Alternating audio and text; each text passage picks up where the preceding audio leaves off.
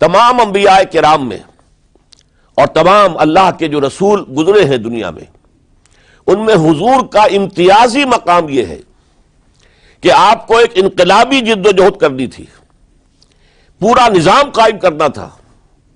جزیرہ نما عرب میں محمد الرسول اللہ صلی اللہ علیہ وسلم نے کفار کو، مشرکین کو شکست فاش دی۔ یہودی بھی جتنے آباد تھے انہیں بھی شکستیں دی۔ تینوں قبیلے جو مدینے میں تھے وہ نکال دیے گئے۔ ان کا بڑا گڑھ تھا خیبر، اسے بھی فتح کر لیا گیا، انقلاب مکمل ہو گیا۔ اب کچھ لوگ جو ہے دبک گئے، کچھ لوگوں نے جھوٹ موٹ کو اسلام کا لبادہ اوڑھ لیا، منافقت کی شکل اختیار کر لی۔ اسے پنجابی میں کہتے نینی پاؤ، اس وقت تو ذرا گردن جھکا دو، اب جب وقت آئے گا پھر دیکھیں گے، ہمیں کوئی موقع ملے گا تو پھر بغاوت کریں گے۔ یہ کاؤنٹر ریولوشنری موومنٹس۔ چنانچہ نبی اکرم صلی اللہ علیہ وسلم کے انتقال کے بعد جزیرہ نما عرب میں دو مخالف انقلاب تحریکیں چلی۔ نمبر ایک، کچھ مدعیان نبوت سامنے آ گئے، ہم بھی نبی ہیں، مسیلمہ کذاب ہے، طلیحہ ہے، بے شمار 6 7 8، بہت سے لوگ ان کو ماننے والے ہو گئے۔ اور اسی طریقے سے بہت سے لوگوں نے کہا کہ ہم زکوٰۃ نہیں دیں گے، حکومت کو نہیں دیں گے، ہم زکوٰۃ خود اپنی خرچ کریں گے اپنے غریبوں پر۔ جیسے قرآن مجید کی صورت نازل ہوئی تھی تکمیل انقلاب کے بعد، اذا جاء نصر اللہ والفتح ورأیت الناس يدخلون فی دین اللہ افواجا، جب اللہ تعالیٰ کی نصرت اور مدد آ گئی اور فتح حاصل ہو گئی اور حضور کو اور صحابہ کو جزیرہ نما عرب کے اندر غلبہ حاصل ہو گیا، اب لوگ فوج در فوج آ رہے ہیں، اطاعت قبول کر رہے ہیں، دائرہ اسلام میں داخل ہو رہے ہیں۔ لیکن نوٹ کیجئے، حضور کے انتقال کے بعد جو یہ دو کاؤنٹر ریولوشنری موومنٹس اٹھیں، ایک جھوٹے مدعیان نبوت اور ایک منکرین زکوٰۃ، ان کے نتیجے میں تقریباً تو پورا عرب مرتد ہو گیا۔ یخرجون من دین اللہ افواجا، اب فوج در فوج وہ اللہ کے دین سے نکل گئے، یہاں تک کہ اسلام صرف ملک حجاز، تھوڑا سا علاقہ، اس کے بھی بڑے شہروں تک محدود رہ گیا۔ یہ خطرناک صورتحال تھی جس سے کہ حضرت ابو بکر صدیق رضی اللہ تعالیٰ عنہ کو سابقہ پیش آیا۔ وہ اگرچہ ایک بڑے نحیف الجسم، بڑے رقیق القلب انسان تھے، بہت رحیم اور شفیق، حضور کی شخصیت کا عکس کامل تھے۔ جیسے حضور کی سب طبیعت میں نرمی، رقت، شفقت، رحمت، ایسے ہی ان، لیکن جب ذمہ داری کا بوجھ آیا ہے، چیلنج آیا ہے تاریخ کا، اس وقت معلوم ہوا کہ ان کی تو شخصیت آہنی ہے، بڑی قوی، بہت مضبوط، ان کا عزم، ان کی ہمت، ان کا استقلال، ان کا اللہ پر توکل۔ اس موقع پر میں آپ کو بتاتا ہوں، بہت سے لوگوں نے مشورہ دیا تھا کہ مصلحت کا تقاضا ہے کہ کئی محاذ نہ کھولیے بیک وقت، مسلمانوں کے دل پہلے ہی زخمی ہیں حضور کے انتقال کی وجہ سے۔ پھر حضور نے ایک جیش اسامہ تیار کیا تھا، ہم نے چاہا تھا کہ آپ اسے روک دیں، آپ نے کہا نہیں، جو لشکر حضور نے تیار کیا ابو بکر اسے نہیں روکے گا، وہ گیا۔ پھر جو مدعیان نبوت ہوئے وہ تو یقیناً کافر ہو گئے، لہذا ان سے بھی قتال کرنا پڑے گا۔ کم سے کم منکرین زکوٰۃ کے ضمن میں نرمی کیجئے۔ انہوں نے کفر نہیں کیا، کلمہ شہادت پڑھتے ہیں، نماز کا انکار نہیں کیا، زکوٰۃ کا بھی انکار نہیں کیا، یہ کہا کہ ہم آپ کو نہیں دیں گے، اپنی زکوٰۃ جمع کریں گے، اپنے ہی غریبوں میں تقسیم کر دیں گے۔ لیکن حضرت ابو بکر اور یہاں تک کہ حضرت عمر نے مشورہ دیا کہ مصلحت کا تقاضا ہے کہ مانعین زکوٰۃ کے ساتھ نرمی کی جائے۔ حضرت ابو بکر نے فرمایا، عمر تم ایام جاہلیت میں تو بڑے سخت تھے، بڑے مضبوط تھے، بہت طاقتور تھے، خدا کی قسم اگر یہ زکوٰۃ میں حضور کے زمانے میں اونٹ کے ساتھ اونٹ کو باندھنے والی رسی بھی دیتے تھے، اور اب اگر یہ کہیں گے کہ اونٹ لے جاؤ رسی نہیں دیں گے، تب بھی میں قتال کروں گا، اس لیے کہ ایبدل الدین وانا حی، کیا دین میں ترمیم کر دی جائے گی جبکہ میں زندہ ہوں؟ ابو بکر کے جیتے جی یہ نہیں ہو سکتا۔ لہذا ہم دیکھتے ہیں تاریخ کے اندر چونکہ صدیقیت بہت اعلیٰ مقام ہے، نبوت کے بعد کا درجہ صدیقین، پھر شہداء، پھر صالحین، اور یہ ہے صدیق اکبر، افضل البشر بعد الانبیاء بالتحقیق ابو بکر صدیق۔ 1.5 سال کے اندر دونوں فتنوں کی سرکوبی کر دی گئی، کنسولیڈیٹ ہو گیا انقلاب دوبارہ۔ اس میں ہزاروں صحابہ کرام کی جانیں گئی ہیں۔ ایک جنگ یمامہ مشہور ہے، مسیلمہ کذاب کے خلاف 500 حفاظ اس جنگ میں شہید ہو گئے۔ تشویش ہو گئی کہ اگر حفاظ جو ہے اس طرح شہید ہو گئے تو کہیں قرآن گم نہ ہو جائے، ضائع نہ ہو جائے۔ کتابی شکل میں تو تھا ہی نہیں، وہ تو سینوں میں محفوظ تھا۔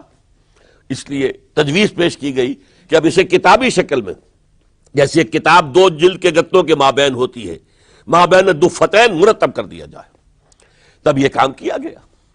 بہرحال پہلا مرحلہ یہ تھا کہ کاؤنٹر ریولوشنری موومنٹس، چونکہ ابھی انقلاب صرف عرب میں آیا تھا اور عرب ہی کے اندر سے کاؤنٹر ریولوشنری موومنٹس ابری، جھوٹی نبوت اور مانعین زکوٰۃ کی شکل میں، اور حضرت ابوبکر رضی اللہ تعالی عنہ نے اپنی عظیمت کا ثبوت دیتے ہوئے ان دونوں موومنٹس کو کچل کر رکھ دیا اور انقلاب اسلامی کو اثر نو کنسولیڈیٹ کر کے پھر قیادت حکم خداوندی کی روح سے کہ ان کے انتقال کا وقت آ گیا تو حضرت عمر فاروق کو نامزد کر کے ان کے سپرد کر دی رضی اللہ تعالی عنہ۔ حضرت عمر فاروق رضی اللہ تعالی عنہ کا عہد خلافت یہ اسلام کے ایکسپینشن کا دور ہے۔ اب جو وہ انٹرنل ڈفتی ختم ہو گئی، انٹرنلی کنسولیڈیٹ ہو گیا انقلاب محمدی صلی اللہ علیہ وسلم، لہذا پوری طاقت کے ساتھ اب 3 لشکر نکلے ہیں، مشرق کے لیے، شمال کے لیے، مغرب کے لیے، اور فتوحات کا دائرہ شروع ہوا۔ 10 برس حضرت عمر رضی اللہ تعالیٰ عنہ کے خلافت کے وہ ہیں، نوٹ کیجئے، جس میں ایک سلطنت 2 سپر پاورز اس وقت کی تھی، کئی 100 سال سے چلی آ رہی تھی، 2 سپر پاورز، اور دونوں جزیرہ نمائے عرب کے سر پر بیٹھی ہوئی تھی۔ سلطنت ایران، عراق سے ہو کر سلطنت ایران کہ خسرو کے زمانے سے، ذوالقرنین کے زمانے سے عظیم مملکت تھی، سپر پاور۔ دوسری طرف سلطنت روما، دی رومن امپائر، 3 بر اعظموں کو محیط تھی۔ رومن امپائر پورا شمالی افریقہ اس کے تحت تھا، پورا مغربی ایشیا اس کے تحت تھا، شام اس کے تحت تھا، ترکی اس کے تحت تھا، اور یورپ کا سارا مشرقی علاقہ اس کے تحت تھا۔ رومن امپائر، آپ کو معلوم ہے حضرت عمر کے زمانے میں رضی اللہ تعالی عنہ سلطنت کسریٰ کے تو پرخچے اڑ گئے، نام ختم ہو گیا، وجود نہ رہا عظیم سلطنت کسریٰ۔ حالانکہ آپ کے علم میں ہوگا ان کا بڑا شاندار ماضی تھا، کہ خسرو اور کہ قباد، بڑے بڑے یہ کیانی کہلاتے ہیں، یہ کیاں جو ہے یہ بڑی عظیم ایک یوں سمجھیے کہ خاندان تھا بادشاہوں کا، لیکن یہ کہ وہ پوری سلطنت کسریٰ ختم ہو گئی۔ کیوں؟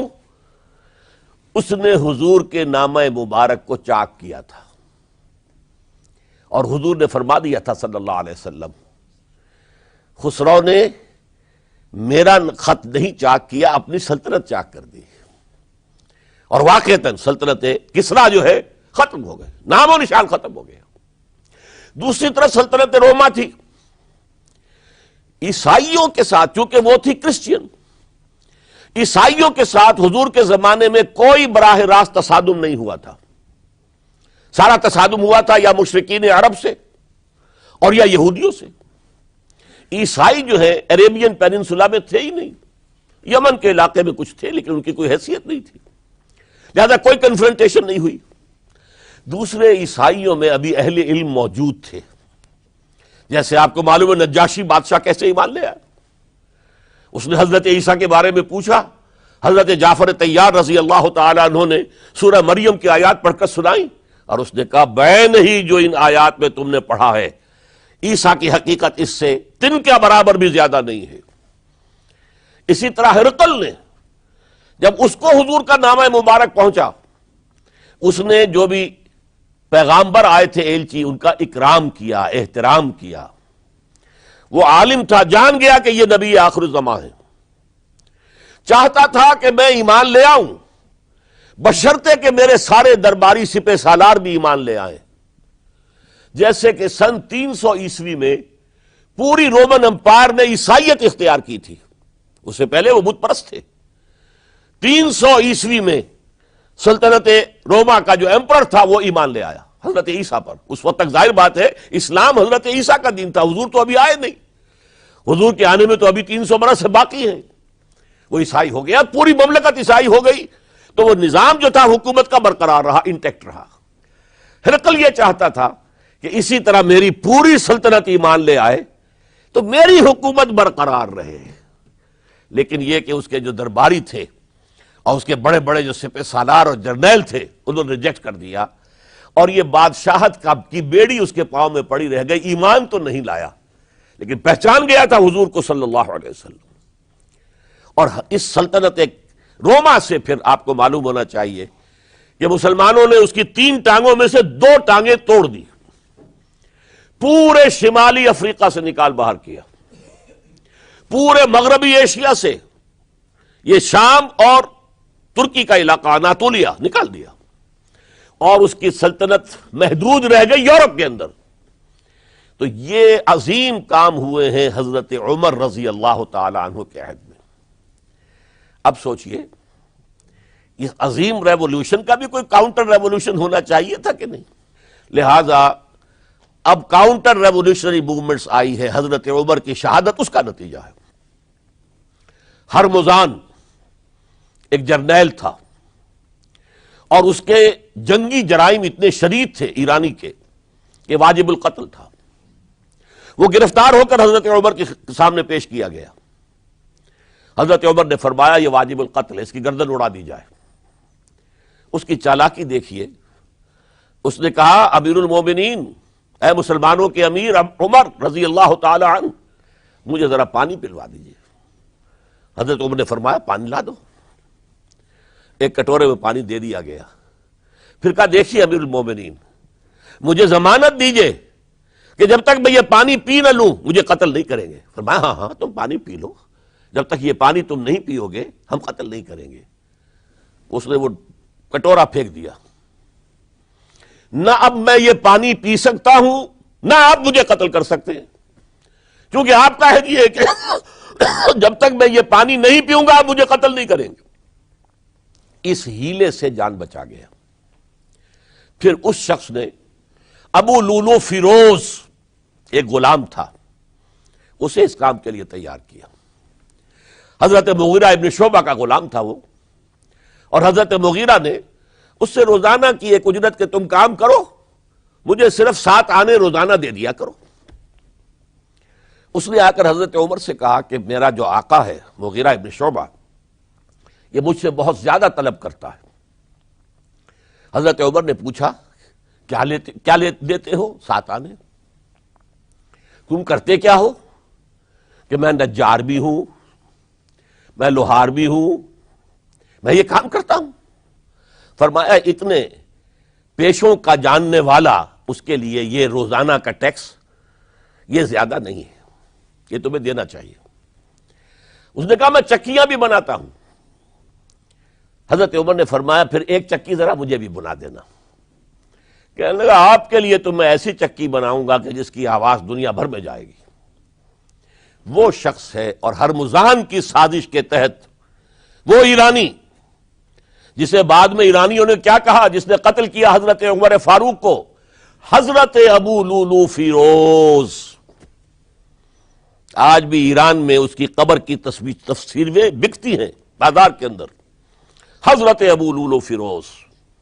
وہ آیا ہے مسجد نبوی میں، اور آ کر اس نے جبکہ حضرت عمر رضی اللہ تعالیٰ عنہ امامت فرما رہے حملہ کیا، 5-6 وار خنجر کے کیے۔ حضرت عمر رضی اللہ تعالیٰ شدید مجروح ہو گئے۔ یہ انتقام تھا جو عجم نے، وہ سلطنت کے جس کے ٹکڑے ختم ہو گئے تھے، جس کا ٹکڑے کر دیے گئے تھے، اس نے انتقام لیا عالم اسلام سے۔ سمجھا انہوں نے یہ تھا کہ شاید یہ پوری عمارت اسی ایک ستون پر کھڑی ہے، حضرت عمر ہی کے ستون پر کھڑی ہے، اس ستون کو گرا دو گے پوری عمارت گر جائے گی۔ لیکن ثابت ہوا نہیں، یہ محمد کی بنائی ہوئی عمارت ہے صلی اللہ علیہ وسلم، یہ بہت قوی ہے، اس کی بنیادیں بہت مضبوط ہیں، کوئی ذرا سی تریڑ بھی نہیں آئی، ذرا سی تریڑ بھی نہیں آئی۔ حضرت عمر فاروق کی شہادت کے بعد حضرت عثمان رضی اللہ تعالیٰ عنہ کا دور خلافت شروع ہوا، اور جوں کا توں جو قافلہ چل رہا تھا آگے چلتا چلا گیا۔ حضرت عثمان رضی اللہ تعالیٰ عنہ کے بارے میں بہت قیل و قال ہے، ان پر تنقیدیں بھی کی، اپنوں نے بھی کی ہیں، دشمنوں نے بھی کی ہیں، لیکن بات جان لیجئے، یہ تاثر غلط ہے کہ ان کے پورے دور خلافت کے اندر فتنہ رہا یا ہنگامہ رہا، قتل غلط۔ 10 برس خلفائے راشدین میں طویل ترین دور خلافت حضرت عثمان کا ہے رضی اللہ تعالیٰ عنہ، 12 برس۔ حضرت ابو بکر کے تو 2.25 برس تھے، حضرت عمر کے 10 برس تھے، ان کا 12 برس، اور 12 میں سے 10 سال ایسے تھے بعین ہی جیسے حضرت عمر کے 10 سال تھے۔ امن و امان ہے، سکون ہے، چین ہے، اور قافلہ اسلام بڑھ رہا ہے، فتوحات کا دائرہ بڑھتا چلا جا رہا ہے، فتوحات سیلاب کے مانند آگے بڑھ رہی ہیں، تھمتا نہ تھا کسی سے سیل رواں ہمارا یہ سیل رواں کوئی روکنے والی کوئی طاقت دنیا میں رہی نہیں تھی۔ کسرا ختم، سلطنت ایران ختم، اور دوسری سپر پاور سلطنت روما، اس کی 3 میں سے 2 ٹانگیں توڑ دی گئی، 1 رہ گئی۔ اب کون تھا؟ خارج میں کوئی طاقت نہیں تھی جو اسلام کے اس سیلاب کو اور پوری نوع انسانی پر اتمام حجت اور اللہ کے دین کو پہنچانے کے راستے میں رکاوٹ بن سکتی ہے۔ اب ایک فتنہ اٹھا، دیکھیے حضور کی کنفنٹریشن 3 مذاہب سے ہوئی تھی۔ ایک مذہب مشرکین کا، شرک کا قلع کما کر دیا گیا جزیرہ نما عرب سے، ختم ہو گئے۔ انہوں نے کاؤنٹر ریولوشنری موومنٹس اٹھائیں، حضرت ابو بکر کے زمانے میں ان کو کرش کر دیا حضرت ابو بکر صدیق رضی اللہ تعالیٰ عنہ، چاہے ہزاروں صحابہ شہید ہوئے۔ اس کے بعد دوسری طاقت کون تھی مذہبی؟ یہودی۔ یہود کے 3 قبیلے مدینے میں آباد تھے، بنو قینقاع، بنو قریظہ، بنو نذیر۔ 2 کو مدینے سے نکال دیا گیا ان کی بدعہدی کی وجہ سے، حالانکہ حضور نے مدینہ تشریف لاتے ہی ان سے معاہدے کر لیے تھے۔ ان کا میثاق مدینہ یہ در حقیقت ایک پیکٹ تھا، جوائنٹ ڈیفنس آف مدینہ کا۔ مدینہ پر اگر کوئی حملہ کرے گا، اور ظاہر بات ہے کہ ایک امکان تھا کہ مکے والے آ کر حملہ کریں، مشرکین مکہ، لیکن مدینہ کا ہم تحفظ کریں گے مل کر، مسلمان اور یہودی۔ لیکن انہوں نے ہر موقع پر وعدہ خلافی کی۔ پہلے بنو قینقاع نکالے گئے، پھر بنو نذیر نکالے گئے۔ غزوہ احزاب کے موقع پر بدترین جو ہے بدعہدی بنو قریظہ نے کی، اور ان کو بڑی سخت سزا دی گئی، چونکہ انہوں نے خود کہا تھا کہ ہمارا فیصلہ سعد ابن معاذ رضی اللہ تعالی عنہ جو فیصلہ کر دیں گے وہ ہمارے حلیف ہے، جو فیصلہ کر دیں گے ہمیں قبول ہوگا۔ اور حضرت سعد نے تورات کے حکم کے مطابق فیصلہ کیا کہ ان کے جتنے جوان ہیں وہ قتل کر دیے جائیں گے۔ بڑی سخت سزا تھی کہ جو دی گئی ہے، اس میں کوئی شک نہیں۔ پھر ان کا اڈا تھا بہت بڑا خیبر میں، وہ نکال دیا گیا، وہاں سے انہیں نکالا گیا، اس کے اوپر مسلمانوں نے قبضہ کیا۔ جیسا کہ میں نے عرض کیا، عیسائیوں سے کوئی کنفرنٹیشن نہیں ہوئی تھی، لیکن ان 2 کے ساتھ ایک مشرکین عرب کا خاتمہ ہوا اور ایک جزیرہ نما عرب سے یہودیوں کا خاتمہ ہوا۔ لہذا ان کے اندر جلن تھی، انتقام کی آگ تھی۔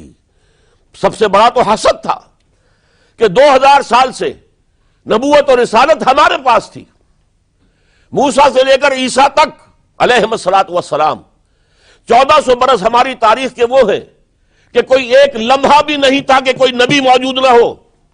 نوٹ کیجئے اس بات کو، حضرت موسیٰ 1400 قبل مسیح میں، اور حضرت عیسیٰ سن عیسوی کا آغاز، ان 1400 سالوں میں مسلسل نبوت بنی اسرائیل میں رہی۔ یہ حدیث ہے بخاری شریف کی، کانت بنو اسرائیل تسوسہم الانبیاء، بنی اسرائیل کی حکومت، ریاست، سیاست کا کام انبیاء کرتے تھے۔ اذا ہلک نبی خلفہ نبی، جب بھی نبی کا انتقال ہوتا تھا ان کا خلیفہ دوسرا نبی ہوتا تھا۔ یہ چین ٹوٹی نہیں. 1400 برس آپ کو معلوم ہے حضرت داؤد بادشاہ بھی ہے، خلیفہ بھی ہے، نبی بھی ہے. ان کے بیٹے حضرت سلیمان بادشاہ بھی ہے، نبی بھی ہے، خلیفہ بھی ہے. اسی طریقے سے یہ سلسلہ چلتا رہا. تورات انہیں دی گئی، انجیل انہیں دی گئی، زبور انہیں دی گئی، بے شمار صحیفے اور دوسرے چھوٹے نبیوں کو دیے گئے. لیکن پھر اللہ تعالیٰ نے نبی آخر الزماں کی حیثیت سے محمد الرسول اللہ کو چن لیا، جو اسرائیلی نہیں تھے، جو اسماعیلی تھے، حضرت ابراہیم کے بڑے صاحبزادے حضرت اسماعیل علیہ السلام کی اولاد میں سے. اس پر انہیں سخت رنج، حالانکہ وہ پہچانتے تھے حضور کو، ان کی کتابوں میں جو نشانیاں لکھی تھی وہ پوری حضور پر جو ہے مطابق ہو رہی تھی. قرآن کہتا ہے یعرفونہ کما یعرفون ابناہم، وہ ایسے پہچانتے ہیں محمد کو صلی اللہ علیہ وسلم جیسے کہ اپنے بیٹوں کو پہچانتے ہیں. لیکن انہوں نے نہیں مانا. بدترین دشمن، حسد کی آگ میں جلنے والے، اور آج تک وہی معاملہ ہے. ان کی نیچر تبدیل نہیں ہوئی ہے. اب جو کچھ قیامت صغریٰ آنے والی ہے مڈل ایسٹ میں، عراق پر حملے کے بعد جو کچھ ہوگا، اس سب کی سازش کس نے کی ہے؟ یہود نے. یہ ساری اسرائیلی سازش ہے. بہرحال یہ علیحدہ بات ہو جائے گی. اب انتقام یہودیوں کا آیا. یہودیوں کو یہ معلوم تھا ہم تعداد میں اتنے کم ہیں اور ڈسپرسڈ ہیں. سن 70 عیسوی میں ایک رومن جنرل ٹائٹس، اس نے حملہ کر کے یروشلم بیت المقدس کی اینٹ سے اینٹ بجائی. 1,33,000 یہودی ایک دن میں قتل کیے. اور ان کا سیکنڈ ٹیمپل جو تھا، جو حضرت سلیمان نے بنایا تھا، معبد، عبادت گاہ، ہم تو اسے مسجد کہیں گے، مسجد اقصی، لیکن انہوں نے اسے کہا ہیکل، ٹیمپل. اس کو گرا دیا تھا نبوکڈنضر نے 587 عیسوی میں. دوبارہ انہوں نے بنایا، اسے ٹائٹس نے گرا دیا. وہ آج تک گرا پڑا ہوا ہے، آج تک. صرف ایک دیوار اس کی سلامت ہے، جسے وہ ویلنگ وال کہتے ہیں. وہاں جا کر ماتم کرتے ہیں، روتے ہیں، پیٹتے ہیں. اور اس کو اس وقت سے نکال دیا گیا یہودیوں کو، نکل جاؤ فلسطین سے، بھاگ جاؤ یہاں سے، دفع ہو جاؤ. لہذا وہ ڈسپرس ہو گئے. کوئی یورپ چلے گئے، کوئی روس چلے گئے، کوئی ہندوستان چلے گئے، کوئی افریقہ کے ممالک میں چلے گئے، کچھ ایران میں آ گئے. یہ سب، اس کو وہ کہتے ہیں ڈایاسپورا. ہمارا وہ دور جس میں ہم دنیا میں منتشر تھے. جب پوری دنیا میں منتشر تھے تو ظاہر بات ہے کسی فوجی مہم کے ذریعے سے مسلمانوں سے انتقام لینا ممکن نہیں تھا. لیکن انتقام لیا ایک ایسی سازش کے ذریعے سے، ایک ایسا فتنۃ الکبریٰ جو ہے برپا کیا ہے، جس کا کہ میں ابھی آپ سے اندازہ کرتا ہوں، جس کے نتیجے میں حضرت عثمان رضی اللہ تعالیٰ عنہ شہید ہوئے.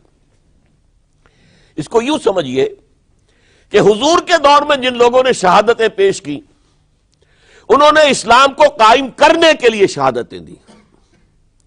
اب دور خلافت راشدہ میں جو شہادتیں پیش کی گئیں، وہ اسلام کو قائم رکھنے کے لیے.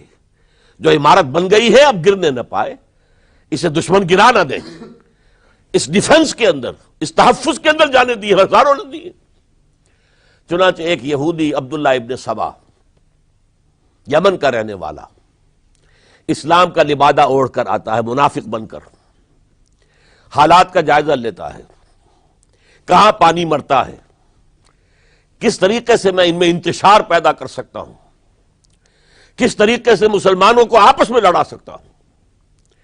اس نے آ کر، دیکھیے تاریخ کے اندر اس سے پہلے بھی ہوا تھا، حضرت عیسیٰ کے دین، اصل دین کو ختم کرنے والے سینٹ پال، جب تک حضرت مسیح دنیا میں تھے، سینٹ پال بدترین دشمن تھا حضرت عیسیٰ کا.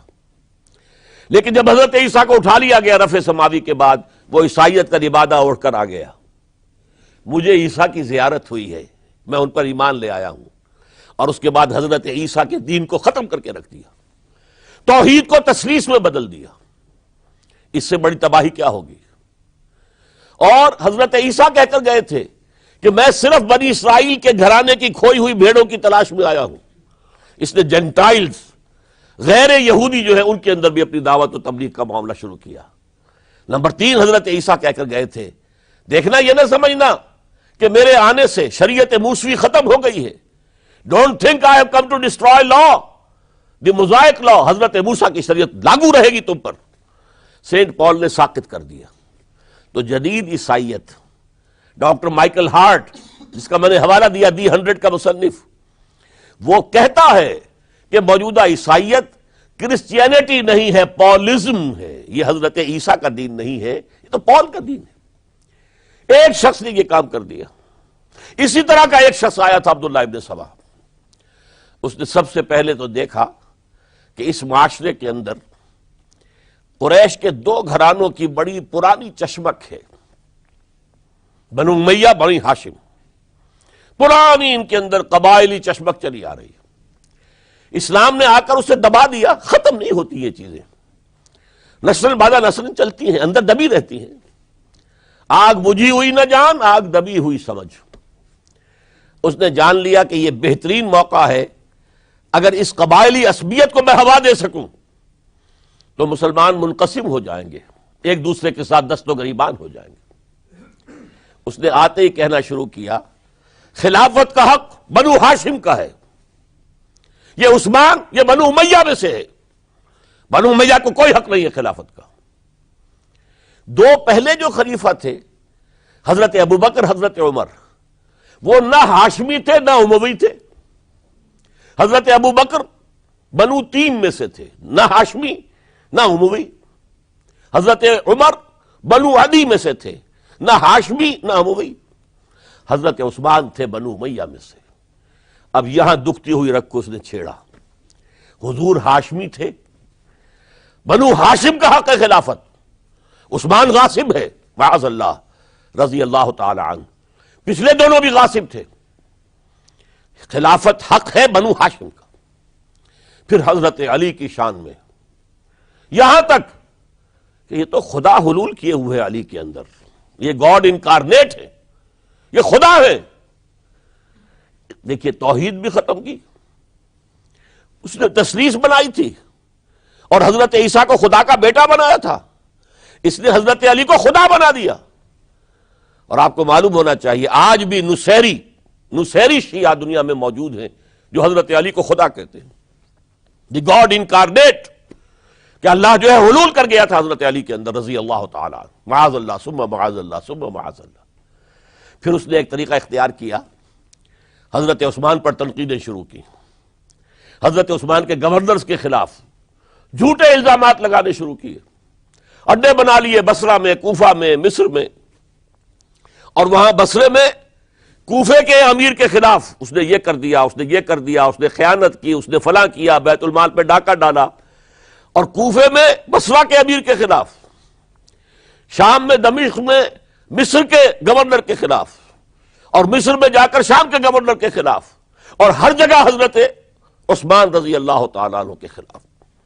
اب آپ کو معلوم ہے اس دنیا میں تو اطلاعات بھی نہیں پہنچتی تھی آسانی سے، کئی دن میں جا کر، کئی ہفتوں میں جا کر تو خط پہنچتے تھے، کوئی ٹیلی فون نہیں، کوئی تار نہیں، کوئی بے تار برقی نہیں، کچھ بھی تو نہیں، وائرلیس نہیں، کچھ نہیں۔ لہذا یہ فتنہ بڑھتا رہا اندر ہی اندر، اور پھر ہر جگہ سے بلوائی، وہ جو سبائی کہنا چاہیے، وہ مدینے میں آ گئے، گھیرا کر لیا، اور مطالبہ کیا کہ حضرت عثمان مستعفی ہو جائیں، خلافت چھوڑ دیں۔ حضرت عثمان نے کہا تمہارے کہنے سے میں نہیں چھوڑ سکتا۔ ان پر جب الزامات لگائے گئے انہوں نے ہر الزام کی صفائی پیش کر دی۔ اس صفائی کے پیش کرنے والوں میں سب سے بڑھ کر خود حضرت علی تھے رضی اللہ تعالی عنہ۔ مسجد نبوی میں آ کر انہوں نے ان بلوائیوں کو جمع کیا، اور حضرت عثمان کے خلاف جو بھی الزام لگائے گئے تھے ان سب کی صفائی اور جواب دیا اس کا۔ لیکن بلوائی جو ہے اڑے ہوئے تھے۔ ادھر سے حضرت امیر معاویہ، وہ عامل تھے، گورنر تھے شام کے، انہیں اطلاع مل رہی ہے، وہ کہتے ہیں آپ ہمیں اجازت دیجئے ہم فوج لے کر آئیں اور ان کے ٹکڑے اڑا دیں۔ لاکھوں کی فوجیں تھی کھڑی ہوئی۔ حضرت عثمان کی مملکت کا آپ تصور کر سکتے ہیں؟ قرآن میں عظیم ترین حکمران کے نام کے حوالے سے نام آیا ذوالقرنین کا۔ ذوالقرنین کہ خسرو یا سائرس، اس کی سلطنت سے کم 2 گنا بڑی سلطنت تھی جس پر حضرت عثمان رضی اللہ تعالی عنہ حکومت کر رہے تھے۔ مصر سے عمرو بن العاص کہہ رہے ہیں کہ آپ اجازت دیجئے میں فوج لے کر آؤں، اور ان کا ٹکڑا کر دیا جائے، تکہ بوٹی کر دی جائے۔ حضرت عثمان کا فیصلہ تھا یہ مجھے قتل کر دیں تو قصاص لے لینا، لیکن میں اپنی جان کے تحفظ کے لیے کسی کلمہ گو کا خون بہانے کو تیار نہیں۔ حضرت طلحہ، حضرت زبیر، حضرت علی کہہ رہے آپ اجازت دیجئے کہ ہم ان کے خلاف جنگ کریں، مدینے میں بیٹھے ہوئے۔ فرماتے نہیں، ان کے خلاف جنگ کی اجازت میں نہیں دے سکتا۔ یہ میری ذاتی مجھ پر تنقیدیں کر رہے ہیں، ذاتی دشمنی ہے، میں اپنی ذات کے تحفظ کے لیے کسی کلمہ گو کا خون جو ہے نہیں بہاؤں گا۔ لاکھوں کی فوجیں موجود تھیں، لیکن حضرت عثمان نے یہ طے کیا میں اپنی جان کے تحفظ کے لیے میں نہیں ہاتھ اٹھاؤں گا، میں کسی اور کو اجازت نہیں دوں گا کہ ان کے خلاف جنگ کرے۔ ہاں یہ میرے دشمن ہے، میری جان لے لیں، جب جان لے لیں گے تو قصاص لے لینا۔ یہ معاملہ ہوا ہے، اور پھر نہایت ہی بے رحمی کے ساتھ، نہایت بے رحمی کے ساتھ، نہایت بے رحمی کے ساتھ، اور نوٹ کیجئے حضرت علی کے دونوں صاحبزادے حضرت حسن، حضرت حسین رضی اللہ تعالی عنہم اجمعین، وہ حضرت عثمان کے دروازے پر پہرا دے رہے ہیں کہ کوئی بلوائی، کوئی حضرت عثمان کو قتل کرنے کے ارادے سے گھر میں داخل نہ ہو سکے۔ وہ گھر کے پچھواڑے سے دیوار پھلانگ کر آئے ہیں اندر، اور حضرت عثمان جب قرآن پڑھ رہے تھے اس حالت میں انہیں شہید کیا ہے۔ ان کی بیوی نائلہ نے ہاتھ آگے کیا ہے روکنے کے لیے تو ان کی انگلیاں کٹ گئیں، اور انگلیوں کا خون جو ہے اس مصحف پر قرآن مجید میں اس صفحے کے اوپر حضرت عثمان کے خون کے دھبے لگ گئے۔ یہ حالات ہوئے حضرت عثمان کی شہادت کے کہ انہوں نے چاہا وہ نظام قائم رہے۔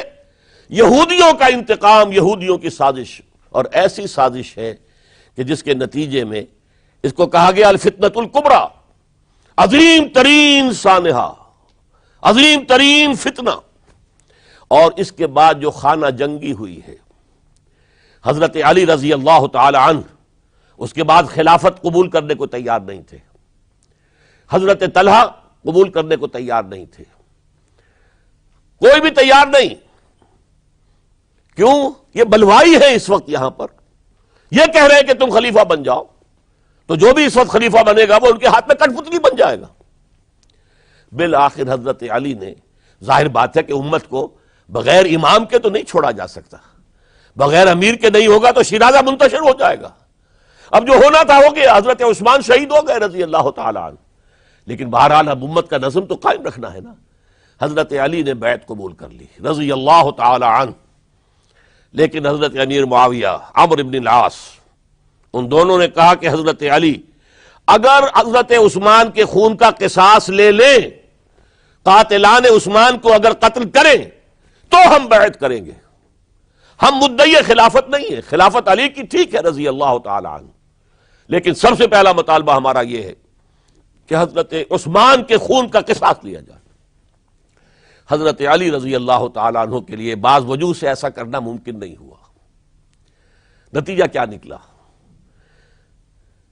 سب سے زیادہ اندوہناک اسلامی تاریخ کا یہ دور ہے۔ حضرت علی کے دور خلافت میں باہمی خانہ جنگی رہی مسلسل۔ جنگ جمل حضرت عائشہ سے کمانڈ کرتی ہوئی آئی ہیں، طلحہ اور زبیر ان کے ساتھ ہیں، اور اگرچہ حضرت علی رضی اللہ تعالیٰ عنہ کے ساتھ ان کی صلح ہو گئی، لیکن وہ جو بلوائی تھے، جو چاہتے نہیں تھے کہ امن ہو، وہ تو در حقیقت اسلام کے حصے بکھرے کرنے کے لیے آئے تھے، اسلام کی مملکت کو تباہ کرنے آئے تھے۔ انہوں نے فوری طور پر حملہ کر دیا حضرت عائشہ رضی اللہ تعالیٰ عنہ کے لشکر پر۔ اب ظاہر بات ہے کہ جنگ شروع ہو جائے تو پھر کون دیکھ سکتا ہے، آئدر کل اور بی کلڈ، دو شکلیں دو ہی ہوتی ہیں۔ ایک رات میں 10,000 مسلمان شہید ہوئے، قتل ہوئے۔ الفتنۃ الکبریٰ، عشرہ مبشرہ میں سے حضرت طلحہ، حضرت زبیر دونوں شہید ہو گئے۔ پھر اس کے بعد بھی بات تو ختم نہیں ہوئی۔ حضرت معاویہ رضی اللہ تعالی عنہ وہ فوج لے کر آئے۔ پھر جنگ صفین، جنگ صفین، جنگ صفین، 74,000 مسلمان ایک دوسرے کی تلواروں سے اور ایک دوسرے کے نیزوں سے ختم ہو گئے۔ ذرا اندازہ کیجئے، 1 لاکھ کے قریب مسلمان ختم ہو گیا۔ نہ یہودی کو کچھ کرنے کی ضرورت پیش آئی، نہ کسی اور کو کوئی حملہ کرنے کی ضرورت پیش آئی، آپس میں خانہ جنگی۔ 4.5 برس حضرت علی رضی اللہ تعالی عنہ ان کا دور خلافت ہے، پورا کا پورا باہمی خانہ جنگی کی نظر ہو گیا، اس میں حضرت علی پر معاذ اللہ کوئی الزام نہیں، رضی اللہ تعالی عنہ وکرم اللہ وجہہ، وہ امام حق تھے، لیکن یہ ہے کہ ان کا بے بس ہو گئے تھے، لاچار ہو گئے تھے، حالات پر کنٹرول نہیں ہو رہا۔ اسی جنگ صفین کے اندر جب ایک تجویز پیش کی گئی کہ لڑنے بھڑنے کی بجائے حکم مان لو، جیسے قرآن مجید میں آیا ہے کہ میاں اور بیوی کے درمیان اختلاف ہو جائے تو فَبَعْثُوا حَكَمًا مِّنْ أَهْلِهِ وَحَكَمًا مِّنْ أَهْلِهَا، ایک حکم لڑکے والوں کی طرف سے ایک حکم لڑکی والوں کی طرف سے مقرر کر لو، وہ آپس میں معاملہ طے کرائیں، لہذا تحکیم کی تجویز کی گئی۔ حضرت علی نے یہ تجویز پیش کی گئی عمرو بن العاص رضی اللہ تعالیٰ عنہ کی طرف سے، جو حضرت معاویہ کے ساتھی تھے۔ حضرت علی اس تحکیم کو قبول نہیں کرنا چاہتے تھے، جانتے تھے کہ یہ ایک چال ہے جس میں آ رہا ہوں، لیکن بالآخر آپ نے وہ قبول کر لیا۔ اچھا بھائی، ابو موسیٰ اشعری ہماری طرف سے، عمرو بن العاص معاویہ کی طرف سے، یہ 2 حکم ہیں۔ اس موقع پر اب تحکیم کیا ہوئی، کیا اس کی شرائط تھی، کیا اس میں نہیں جانا چاہتا، اس وقت میں تاریخ نہیں بیان کر رہا، بلکہ مجھے اب چوتھے خلیفہ حضرت علی کی شہادت کا پس منظر بیان کرنا ہے۔ اور ہزاروں شہادتیں ہو رہی ہیں، لیکن اس دور کی شہادتوں میں سب سے چوٹی پر حضرت عمر کی شہادت، حضرت عثمان کی شہادت، حضرت علی کی شہادت رضی اللہ تعالی عنہم اجمعین۔ اس وقت حضرت علی کے جو حامی تھے انہی میں سے ایک فرقہ علیحدہ ہو گیا کہ یہ تحکیم کفر ہے، ان الحکم الا للہ، حکم کا فیصلے کا اختیار اللہ کے سوا کسی کو نہیں ہے، لہذا یہ جو کیا ہے یہ غلط ہے۔ اور اس حد تک چلے گئے کہ جنہوں نے یہ تحکیم کو قبول کیا وہ کافر ہو گئے، علی بھی کافر، معاویہ بھی کافر، عمرو بن العاص بھی کافر، جنہوں نے مانا کافر۔ یہ لوگ کہلاتے خوارج تھے، یہ حضرت علی کی فوج میں شامل، حضرت علی کے حامی تھے، حضرت علی کی جماعت میں سے تھے، لیکن بس ایک غلطی، جذبات کے اندر آ کر، غصے کے اندر آ کر اس درجے، اور وہ حضرت علی سے علیحدہ ہو گئے۔ اس کے بعد انہوں نے اپنی ایک کانفرنس کی، ایک جنگ بھی ہوئی، پھر حضرت علی کو ان کے خلاف جنگ کرنی پڑی، وہ جنگ نہروان کہلاتی ہے، جن میں کہ ان خوارج کو حضرت علی نے بہت بڑی شکست دی۔ پھر انہوں نے کانفرنس کی آپس میں بیٹھ کر کہ علی کو یا معاویہ کو فوجی شکست دینا تو ہمارے لیے ممکن نہیں، ایسے کرو کہ ان تینوں کو قتل کر دو، علی کو بھی قتل کر دو رضی اللہ تعالی عنہ، معاویہ کو بھی قتل کر دو رضی اللہ تعالی عنہ، عمرو بن العاص کو بھی قتل کر دو، تاکہ اس کے بعد مسلمان اپنا کوئی خلیفہ چن لیں گے۔ رمضان سن 40 ہجری اس کا ایک دن معین کر لیا، ایک ہی دن یہ تینوں جو ہے، عبد الرحمن ابن ملجم آئے گا مدینے کے اندر، کوفے کے اندر، حضرت علی نے صدر مقام کوفہ بنا لیا تھا، اور فجر کی نماز میں حضرت علی پر حملہ کرے گا۔ ایک دوسرا شخص عمرو بن العاص پر جا کر حملہ کرے گا اسی دن اسی وقت۔ ایک تیسرا شخص وہ امیر معاویہ کے اوپر حملہ کرے گا۔ عمرو بن العاص اس روز مسجد میں آئے ہی نہیں، ان کی جگہ کوئی اور شخص جو نماز پڑھا رہے تھے وہ شہید کر دیے گئے۔ حضرت معاویہ پر جو حملہ ہوا وہ اوچھا پڑا وار، وہ جلدی تندرست ہو گئے۔ حضرت علی ابھی وہ گھر سے نکل کر مسجد کی طرف جا رہے تھے، ابن ملجم نے ایک اور ساتھی اپنے ساتھ لے کر حملے کیے ہیں، شدید زخمی کر دیا۔ حضرت علی نے آواز دی، کچھ لوگ آئے، ایک ساتھی تو دوڑ گیا اور ابن ملجم جو ہے وہ پکڑ لیا گیا۔ پھر کسی اور نے نماز پڑھائی، اور حضرت علی رضی اللہ تعالی عنہ نے وصیت کر دی کہ اگر میرا انتقال ہو جائے تو اس ابن ملجم سے قصاص لے لینا، نہ ہو تو پھر میں خود اس کا فیصلہ کروں گا۔ لیکن حضرت علی رضی اللہ تعالی عنہ بھی شہید ہو گئے۔ یہ شہادتیں میں نے کس کیٹیگری میں ڈالی ہیں، ہسٹوریکل بیک گراؤنڈ کیا ہے اس کو سمجھیے۔ ایک شہادتیں وہ تھیں جو دور نبوی میں ہوئی اللہ کے دین کو قائم کرنے کے لیے۔ سورہ شورى کی آیت ہے شرع لکم من الدین ما وصى به نوحا والذی اوحینا الیک وما اوحینا به ابراہیم وموسیٰ وعیسیٰ ان اقیموا الدین، دین کو قائم کرو. اور میں اس کا ترجمہ کیا کرتا ہوں وضاحت کرتے ہوئے، دین قائم نہیں ہے تو قائم کرو، قائم ہے تو قائم رکھو. اس کو گرانے کے لیے شیطانی قوتیں تو پورا زور لگائیں گی. ستیزہ کار رہا ہے ازل سے تا امروز، چراغ مصطفی سے شرار بولا بھی. ابلیس لعین کو تو پسند نہیں کہ اسلامی نظام دنیا میں قائم ہو. وہ تو نوع انسانی کا دشمن ہے، ازلی دشمن، پیدائشی دشمن. لہذا اب وہ جو خیمہ کھڑا ہوا ہے شامیانہ، اسے مضبوط رکھو. آندھی اگر چل رہی ہے تو اس کے بانس پکڑو، اس کی رسیاں مضبوط کرو. یہ ہے دین کو قائم رکھنا. یہ دور جو میں نے گنوایا ہے یہ اس دین کو قائم رکھنے کے لیے، اور اس پر جو خارجی حملے ہو رہے تھے ان حملوں کا سد باب کرنے کے لیے یہ بیش قیمت شہادتیں پیش کی گئی ہیں. ہزاروں صحابہ کی جانیں گئی ہیں اور 3 خلفائے راشدین شہید کیے گئے. لیکن یہ بات نوٹ کر لیجئے، اس کا نتیجہ کیا نکلا. وہ جو ہمارا سیلاب جا رہا تھا عالمی سطح پر، محمد کے دین کو آگے سے آگے پہنچاؤ، جو حضور خطبہ حجۃ الوداع میں کہہ کر گئے تھے میں نے تم پر حجت قائم کر دی، اب تمہیں حجت قائم کرنی ہے پوری نوع انسانی پر. لہذا فلیبلغ الشاہد الغائب، اب جو بھی یہاں موجود ہیں ان کا فرض ہے کہ پہنچائیں ان کو جو یہاں موجود نہیں ہے.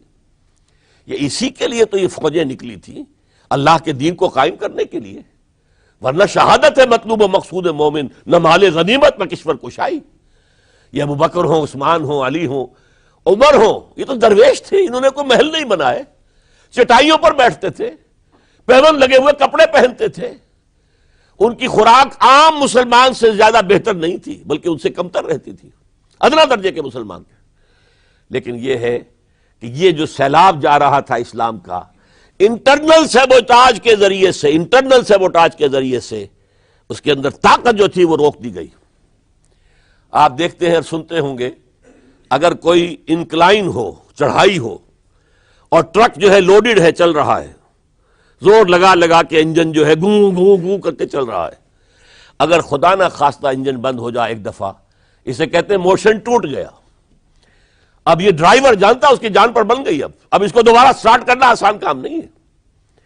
تو اسلامی سیلاب کا کہ جس کے بارے میں کیفیت یہ تھی کہ تھمتا نہ تھا کسی سے سیل رواں ہمارا سیل رواں روکنے والا کون رہ گیا تھا. سلطنت کسریٰ ختم ہو چکی تھی، سلطنت روما کی 2 ٹانگیں ٹوٹ چکی تھی.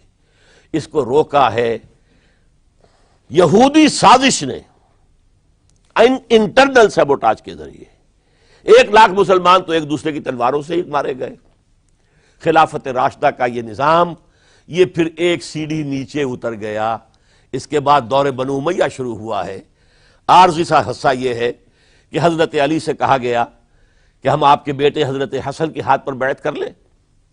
آپ نے فرمایا نہ میں تمہیں روکتا ہوں نہ تمہیں حکم دیتا ہوں، یہ تمہارا معاملہ ہے. 12 لوگوں نے حضرت حسن کے ہاتھ پر بیعت کر لی.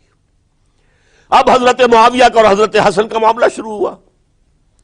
حضرت حسن نکلے 50,000 کی فوج لے کر، اس وقت سے بہت بڑی فوج لے کر امیر معاویہ آئے. لیکن حضرت حسن رضی اللہ تعالی نواسہ رسول، اور ان کے بارے میں یہ کہا جاتا ہے کہ حضور سے بہت مشابہ تھے، بہت مشابہ تھے مزاج میں اور شکل و صورت میں. اور کہتے ہیں کہ یہ اوپر کا حصہ جو ہے اس میں بہت مشابہت تھی حضور میں اور حضرت حسن میں. اور حضرت حسن کے بارے میں حضور نے ان کے بچپن میں فرمایا تھا میرا یہ بیٹا مسلمانوں کے 2 گروہوں کے مابین صلح کرائے گا. اور وہی معاملہ ہوا. حضرت حسن نے جب دیکھا کہ یہ خون ریزی کب تک چلے گی، انہوں نے صلح کی پیشکش کی حضرت امیر معاویہ کو. امیر معاویہ نے سادہ کاغذ بھیج دیا کہ جو چاہیں شرطیں آپ لکھ دیں میں مانتا ہوں. سادہ کاغذ جسے آپ کہیں گے بلینک چیک. حضرت حسن رضی اللہ تعالیٰ عنہ نے شرائط لکھ دی، حضرت امیر معاویہ نے قبول کر لی. جنگ ختم ہو گئی. اب خلافت ہوئی حضرت معاویہ کی رضی اللہ تعالی عنہ. لیکن حضرت معاویہ اگرچہ جلیل القدر صحابی ہیں، نوٹ کر لیجئے، حضور کے برادر نسبتی ہیں، حضور کے سالے ہیں، ان کی ہمشیرہ ام حبیبہ رضی اللہ تعالی عنہا حضور کی زوجہ محترمہ ہیں، ابو سفیان کے یہ بیٹے ہیں، ابو سفیان کی وہ بیٹی ہیں، اور ان کے بارے میں حضور نے فرمایا اللہم اجعلہ ہادیا مہدیا، دعا کی اے اللہ اس معاویہ کو ہادی ہدایت دینے والا اور مہدی ہدایت یافتہ بنا دے۔ اس کے باوجود حضرت معاویہ کے دور حکومت یا دور خلافت کو خلافت راشدہ میں تسلیم نہیں کیا جاتا، اس لیے کہ انہیں مسلمانوں نے اپنی رائے سے نہیں چنا تھا، اپنے طاقت کے بل پر وہ حکومت جو ہے انہوں نے حاصل کی تھی، چاہے حضرت حسن نے دستبرداری کر کے دے دی، لیکن ظاہر بات ہے کہ یہ مسلمانوں کے مشورے سے نہیں ہوا تھا، لہذا ان کا دور خلافت راشدہ میں شامل نہیں ہے۔ خلافت راشدہ ابو بکر، عمر، عثمان، علی اور مزید شامل کرنا ہو تو 6 مہینے حضرت حسن کے رضی اللہ تعالی عنہ، وہ بھی طاقت کے بل پر نہیں آئے تھے، مسلمانوں نے انہیں چنا تھا۔ یہ 30 برس بنتے ہیں، اور یہ 30 برس کی خلافت راشدہ کی داستان ہے جو میں نے آج آپ کے سامنے رکھی، اور اس دوران جن مسلمانوں نے اس نظام کو قائم رکھنے کے لیے جانیں دی ہیں، میں نے ان کی شہادت کا تذکرہ کیا۔ اقول قولی ھذا واستغفر اللہ لی ولکم ولسائر المسلمین والمسلمات۔